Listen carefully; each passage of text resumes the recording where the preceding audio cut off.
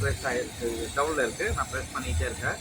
இது வந்து நீங்கள் டிஸ்கவரியில் பார்க்கும்போது வெனிசன் பண்ணியிருப்பாங்க, ஊதி பண்ணியிருப்பாங்க. கொக்கோலா பாட்டில், பீக்கர்ஸ் அது மாதிரி. இதுக்கு நிஜ பேர் வந்து கிளாஸ் ப்ளோயிங். பக்கத்தில் வச்சுருக்கோம் ஆக்சிஜன் சிலிண்டர்.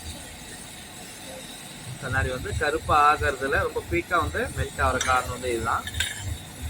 எல்லாமே ஸ்லோவாக இல்லை நம்ம உருவாக்குறதும் சேர்ந்து மெல்ட் ஆயிரும். இப்போ வந்து ஸ்டாண்டு. இப்போ அபிஷேக் தண்ணி வந்து கீழே வந்து வேறதுக்காக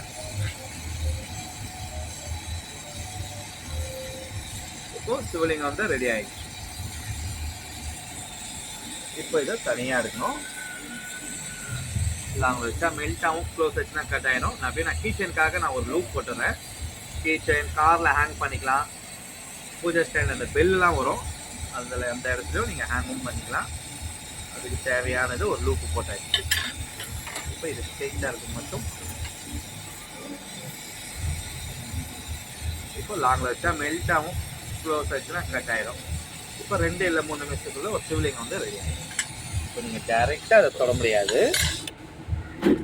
இது வந்து ஒரு 10 நிமிஷம் முன்ன பண்ணது. நீங்கள் இதை தொட்டு பார்க்கலாம், இதே பார்க்கலாம். ஏன்னா இது ரொம்ப சூடாக இருக்கும். நான் ஓரமாக வச்சிடுறேன். இதெல்லாம் எவ்வளோ?